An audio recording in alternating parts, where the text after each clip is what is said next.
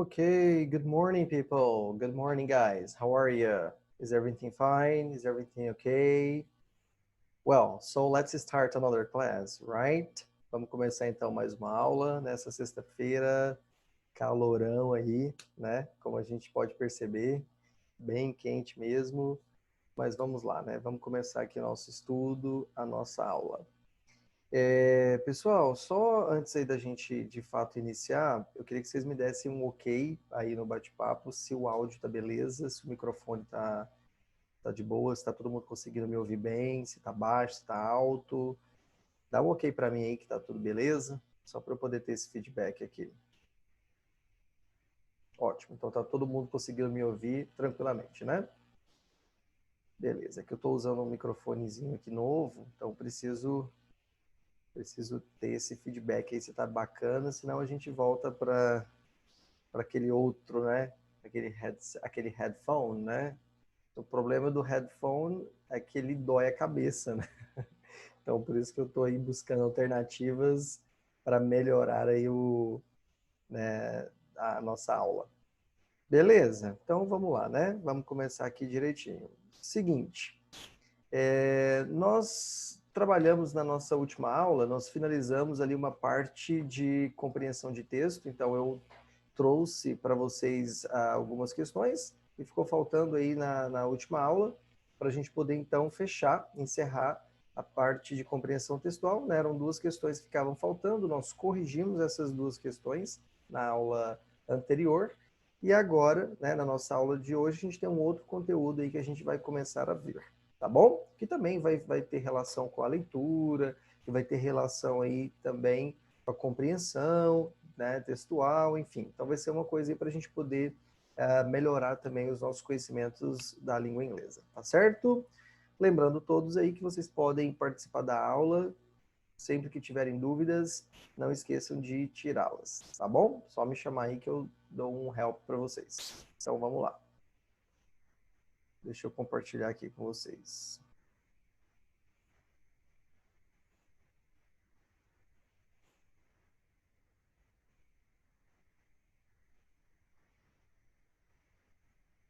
Muito bem, então olha só, o que a gente vai falar, o que nós vamos trabalhar na nossa aula de hoje, vai ser em relação a esse tópico aqui apresentado. Eu não vou colocar em formato de presentation, de apresentação, até porque eu vou construindo com vocês aqui, né, o que a gente vai trabalhar.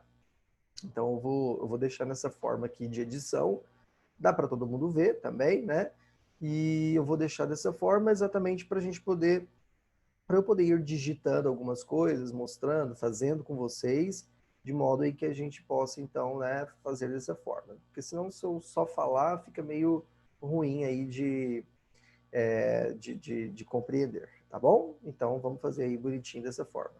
Então, olha só, o que a gente vai trabalhar aí hoje vai ser em relação a alguns mistakes, alguns erros, que nós vamos chamar aí de typical ones, de typical mistakes caused by language interference. Então, veja só, quando fala-se em language interference, a gente está falando em relação a uma língua, né, atrapalhar a outra língua, né, de causar uma certa interferência de uma língua na outra. Então, quando a gente está aprendendo aí um pouquinho sobre language, né, sobre língua, a gente vai ter aquela questão, né, de língua materna, que a gente vai chamar de mother tongue, né, ou native language. Então, podemos colocar então como our mother tongue is Portuguese, ou our native language is Portuguese, né? Então, a nossa língua materna, a nossa língua nativa, português. Beleza? E a língua que você vai aprender, a língua, né, alvo, a língua de objetivo, a língua estrangeira, nós vamos chamar de como? Nós vamos chamar de foreign language, né? Ou então de target language. Até porque target tem a ver com alvo, a língua alvo, né? A língua que você está aprendendo, a outra língua, tá bom? Então, não podemos confundir foreign language com second language. Então, nós, por exemplo, aprendemos inglês como? Aprendemos inglês como uma foreign language e não como uma second language. Por quê, teacher? Porque a diferença, ela se dá exatamente na utilização da língua no seu dia a dia.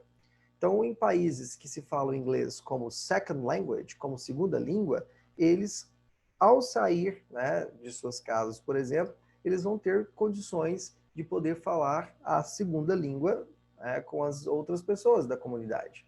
Então, você pode ir ao supermercado, a uma banca de revista, que a pessoa ela vai estar falando essa second language, tá bom? Ou seja, então, seria uma outra língua oficial também, né? Uma outra língua ali colocada. Por exemplo, a gente pode pegar aí um bom exemplo, no Canadá, em que, em uma província principal, né, que é a província de Ontário, de Quebec, desculpe. Em Quebec, eles podem falar tanto inglês quanto francês, entende? Então aí a gente vai ter essa noção do que é first language, né, do que é a primeira língua, e do que é second language, do que é a segunda língua.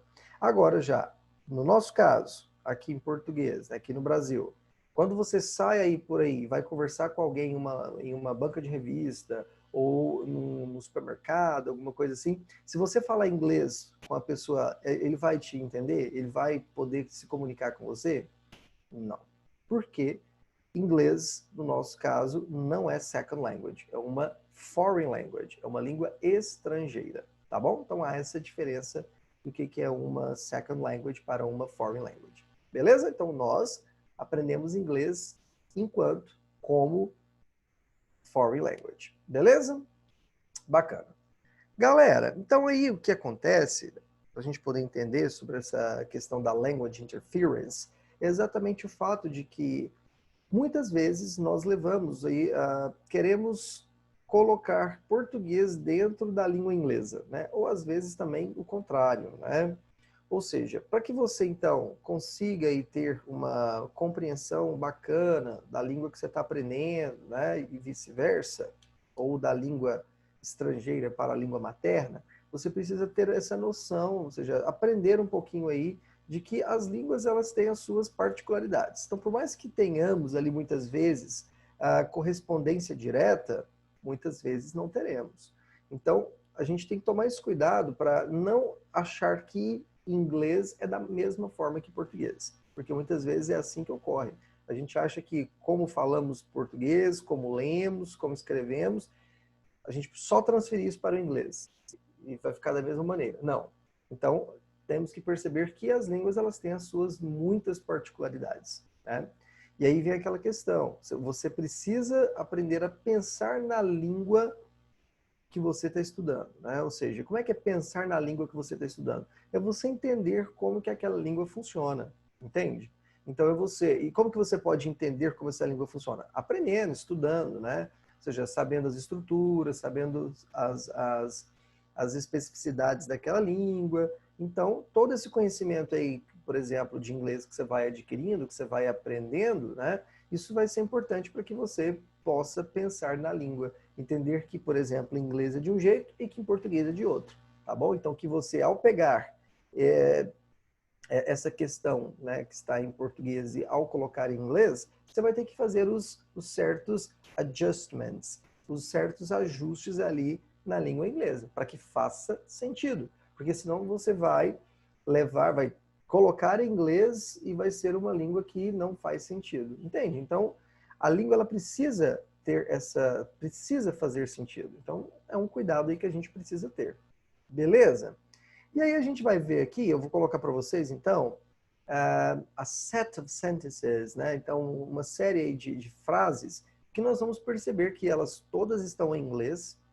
A gente consegue ali, conforme elas estarão em inglês, a gente consegue saber o que significa em português, mas aí vem a questão. Será que a forma que foi colocado in English, is it okay? Está certa? É assim que se fala em inglês realmente, né? E ao mesmo tempo a gente pode pensar também que muitas vezes acontece na nossa leitura de textos que estão em inglês ao serem colocados em português. A forma como que colocamos em português, será que é como falamos em português? Entende? Então, é essa noção aí que a gente precisa de fato ter. Então aí eu vou fazendo aqui junto com vocês, eu vou explicando, mostrando para vocês. Vocês vão perceber que esses erros, eles estão muito ligados ou à estrutura, né? Ou ainda em relação ao sentido, ao significado, né, envolvendo ali expressões, envolvendo coisas que são muito particulares da língua inglesa. Ok? Então, let's go. Follow me.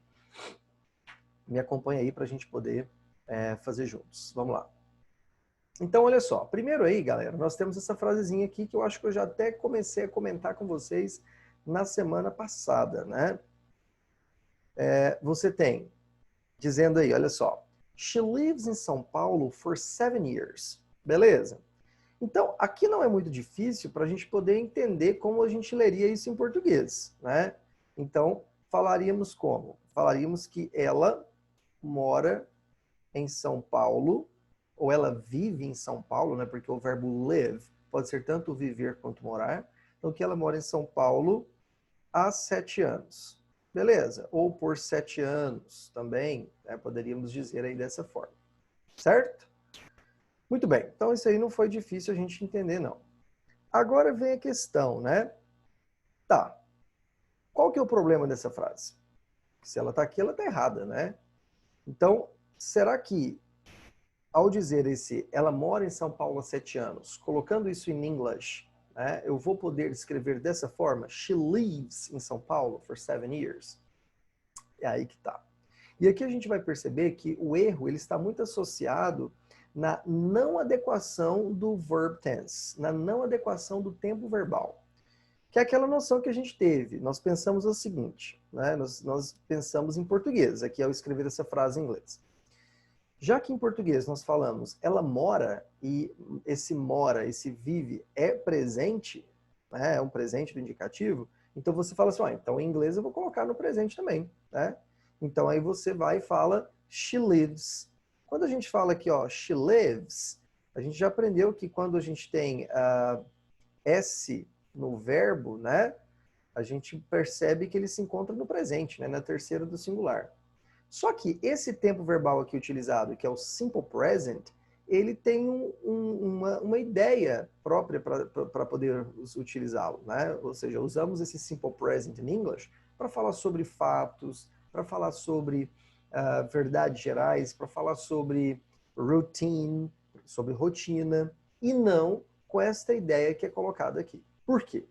A ideia que foi colocada na frase é que ela começou a morar em São Paulo 7 anos atrás e que, no presente, ainda ela mora. Então, há aqui uma conexão de passado e de presente, que para isso, em inglês, nós temos um verb tense, nós temos um tempo verbal adequado para isso, tá?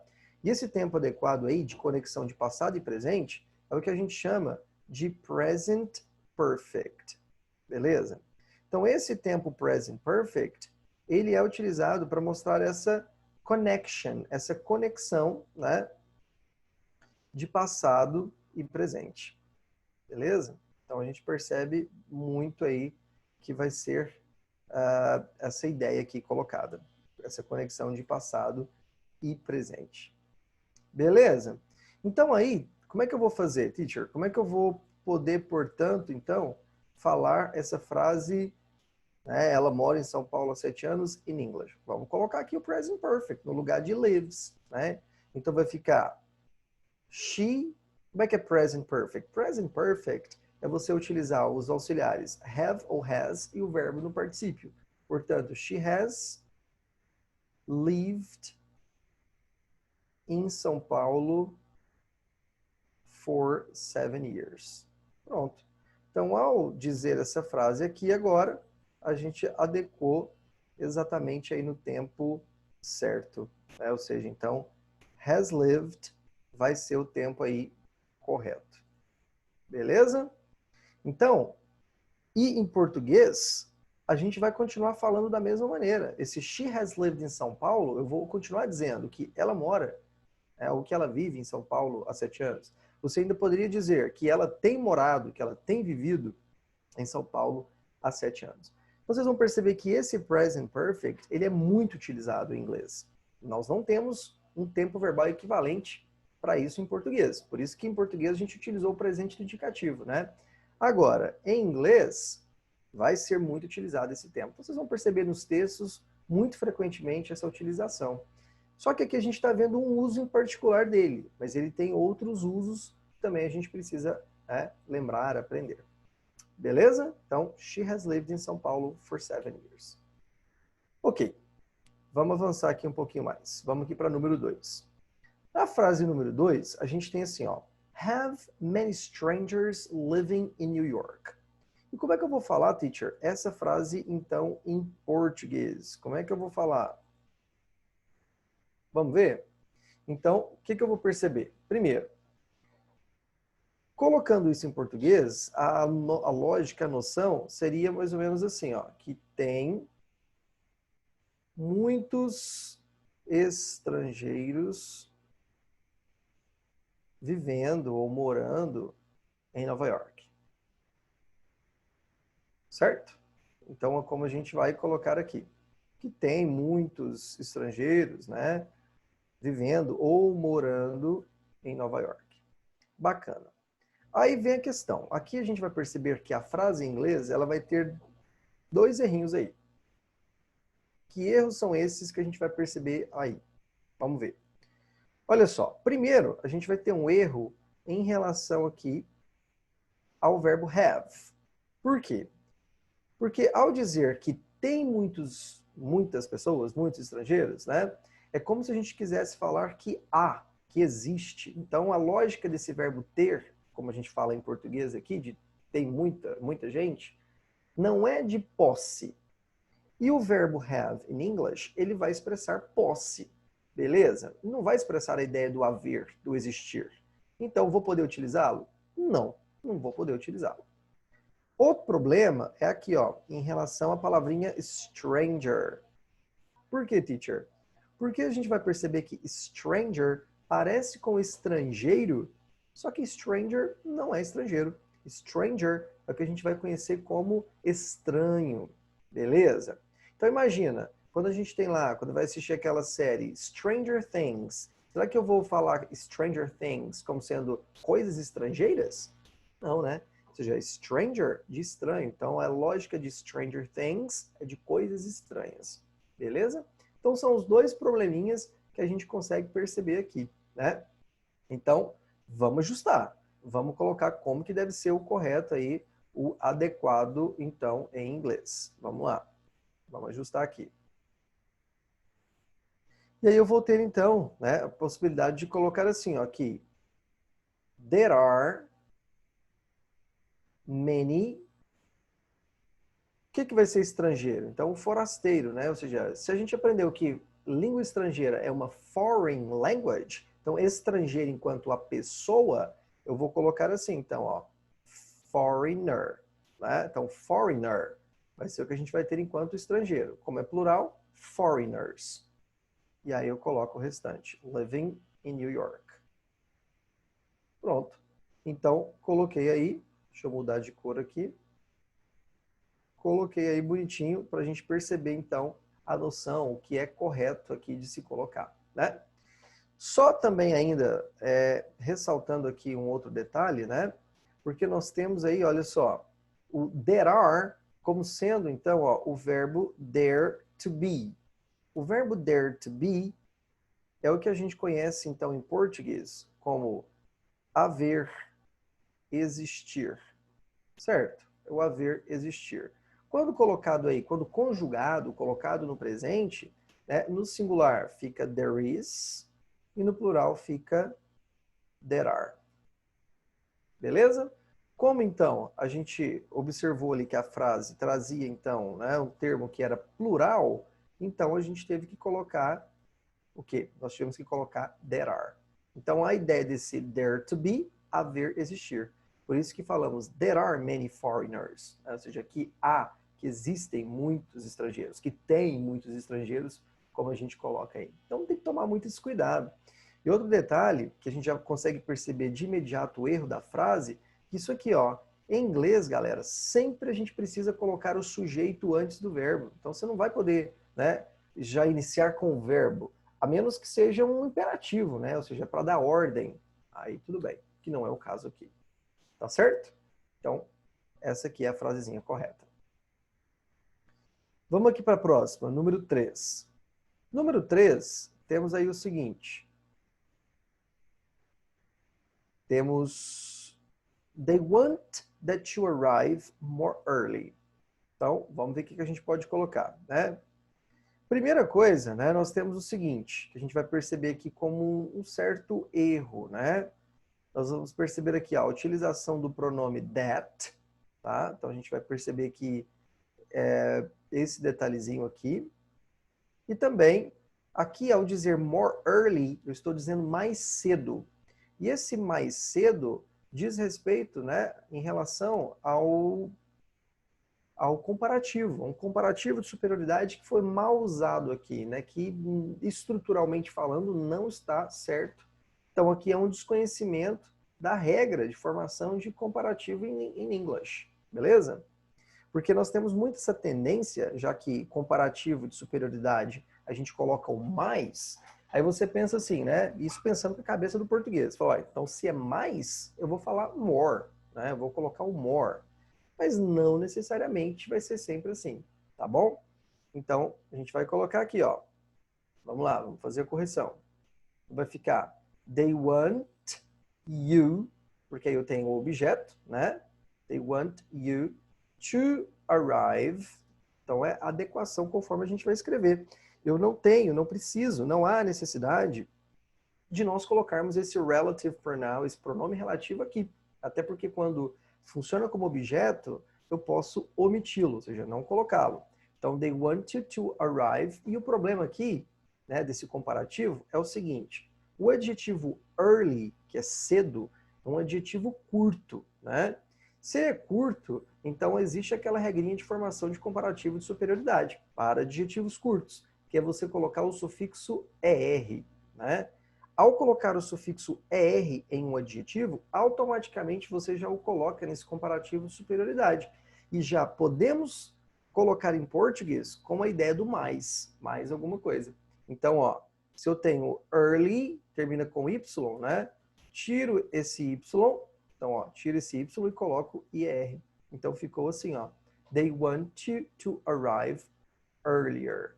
Então, aí ficou a frase correta, né? Como a gente pode, então, perceber. E como é que eu vou falar isso em português, teacher? Eu vou dizer, né, então, que eles querem, ou elas querem, né, que você chegue mais cedo.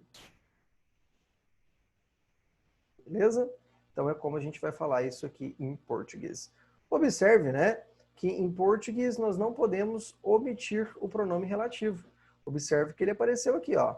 Olha só o que. Né? Então, em português, não tem como a gente omitir, não colocar esse pronome relativo. But in English, em inglês, como a gente colocou aqui pela frase, sim, há essa possibilidade. Ok? Bacana. Vamos aqui para a próxima, número 4, a frase 4. Olha só, na frase 4, né, uma frasezinha pequenininha, né? E como é que a gente poderia ler essa frase em português? Nós podemos ler assim, ó, que o livro está com ela. Fala, teacher, claro, né? É nítido aí que a gente pode falar dessa forma, né?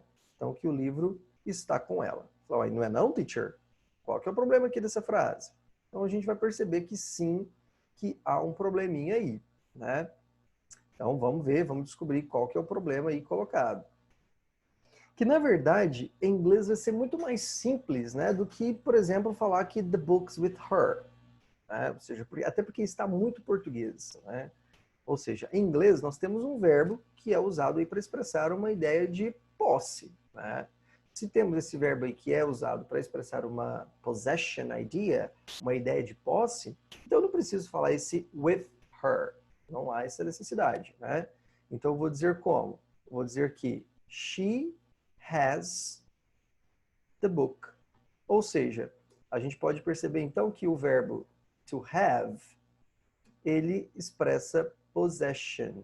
Ou seja, possession é o que a gente tem enquanto ideia de posse, não é?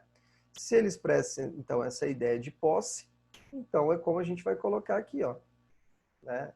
A frase em inglês adequada. Então, she has the book. Ficou bem mais prático, né? do que falar the books with her, porque está muito português. Então, em inglês, podemos usar o próprio verbo aí que expressa, que indica essa ideia de posse. Ok? Bacana. Vamos avançar aqui um pouquinho mais. Ó, número 5, nós temos assim: the use of preservatives is a safe way to avoid VD. Teacher, o que seria VD? VD seria the abbreviation of venereal disease, certo?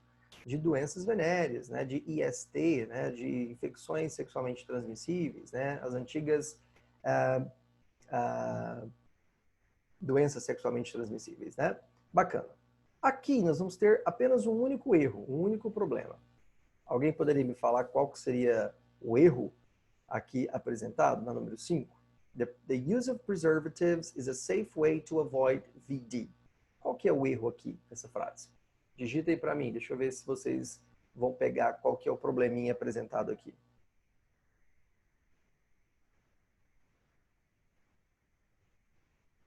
Pensa aí um pouquinho, qual que seria o problema aí dessa frase? Ou pelo menos, né, faça aí uma dedução.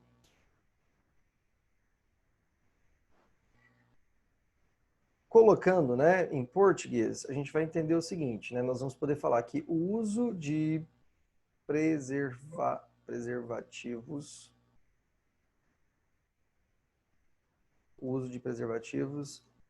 é uma forma segura de evitar, e aí, né, vamos colocar doenças venéreas assim, DV.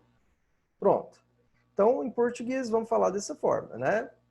Que o uso aí de preservativos é uma forma segura de evitar, então, VD.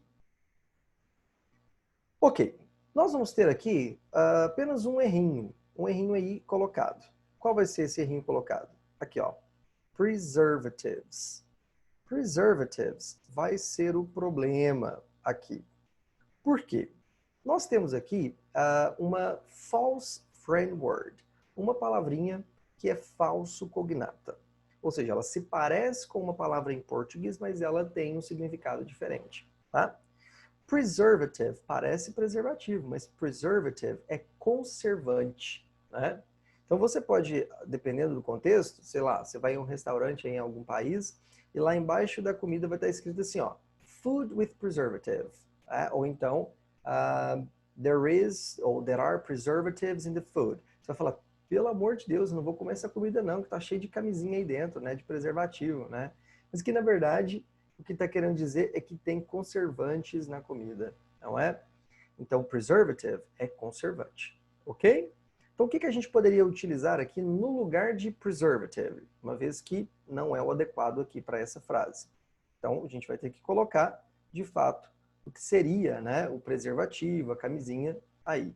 Então, vai ser the use of condoms. Então, condom é camisinha, preservativo. Então, agora vamos colocar. Is a safe way to avoid VD. Certo? Então, agora aqui, colocamos como é o adequado, como é o correto in English. The use of condoms is a safe way to avoid VD. Beleza? Cuidado com preservatives. Vamos aqui para a próxima, number 6. Já chegando aí ao final, que são só 7 frasezinhas, né? Para a gente poder trabalhar hoje. Número 6, nós temos assim. Tim only visits his wife's family eventually. Aí você lê essa frase e fala, uai, teacher, eu acho que eu entendi, né? Eu acho que está dizendo o seguinte, eu acho que está dizendo que o... Vou colocar aqui. Acho que está dizendo que o Tim só ou somente visita a família da sua esposa eventualmente. Então foi assim que você falou, que ele só visita ou somente visita a família da sua esposa eventualmente, né? E você pensa, mas está tudo certo, teacher, porque a gente tem aí, ó, wife's family, ainda colocou em caso genitivo, família da esposa, né? Eventualmente. Então, a gente pensa aí meio que assim, né? Só que a gente vai perceber que, novamente, isso aqui está muito português. Porque, veja só, wife's family, família da esposa, né, ainda assim está muito português, então não vai ser isso aqui que a gente vai usar. E também, eventually, não é o termo adequado para eventualmente. Certo? O que a gente vai perceber? Seguinte, quando você namora ou se casa, você vai ter lá os agregados, né? A família, né? Que são, digamos, o que a gente entende. Vamos pegar aqui, pegando aqui como exemplo, né? Pegando aí como exemplo. A gente tem sogro. Como é que vai ser sogro em inglês? A gente vai ter father-in-law.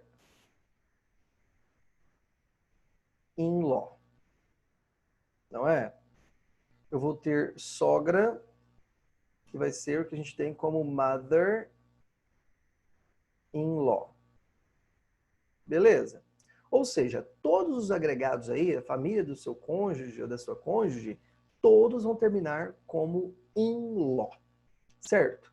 Então, in-law é o termo aí que a gente vai ter para mostrar que são os agregados. Então, in-laws é o que a gente já entende como sendo família do esposo, família da esposa. Então, eu poderia dizer exatamente aí dessa forma. Eu diria, né? Tim only visits his in-laws. E agora o outro problema é o eventually. Eventually parece ser eventualmente, mas é o que a gente conhece como finalmente, que nesse caso não cabe. Então, o que eu vou usar aqui vai ser o occasionally, que é o que a gente vai entender como ocasionalmente, eventualmente. Então, a frase correta em inglês ficou essa aqui, ó. Que o Tim only visits his in-laws occasionally. Beleza? Então, ficou aí bonitinho. E por último, né, a número 7, nós temos assim.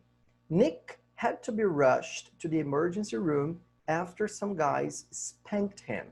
Então você lê o seguinte em português, que o Nick teve que ir às pressas para a emergência após ou depois de alguns caras o espancarem, né? Então eu vou ter o seguinte, né? Olha só, eu tenho o problema aqui como sendo spank. Spank parece muito espancar, só que spank não é espancar. Spank é isso aqui, ó. Strike the buttocks with the open hand, ou seja, é dar palmada na bunda. Isso que vai ser spank. Então não é o caso aqui, né, como a gente pode observar. Então, a gente vai colocar em inglês o correto como sendo Nick had to be rushed to the emergency room after some guys, e vamos tirar o spanked, como sendo beat, after some guys beat him up. Ou seja, esse beat up vai ser a ideia, então, do que a gente entende como sendo espancar, de bater, de agredir. Então, o certo, o adequado, ficou essa aí. Certinho, meninos? Ok, então a gente vai chegando aqui ao final de mais uma aula, né? A ideia, né, aí foi exatamente para a gente poder perceber essa interferência que uma língua, né, faz na outra e tomar esse cuidado para poder fazer os ajustes adequados ao passar de português para o inglês e também quando você estiver fazendo a sua leitura em inglês, de transferir, de colocar, de como que você vai adequar aí na língua portuguesa. Tá bom? Então, aula que vem a gente continua com mais uma prática aí de compreensão textual e a gente se encontra depois na próxima aula. Certinho? Então, bye bye for you all. Abraço para todos. Até.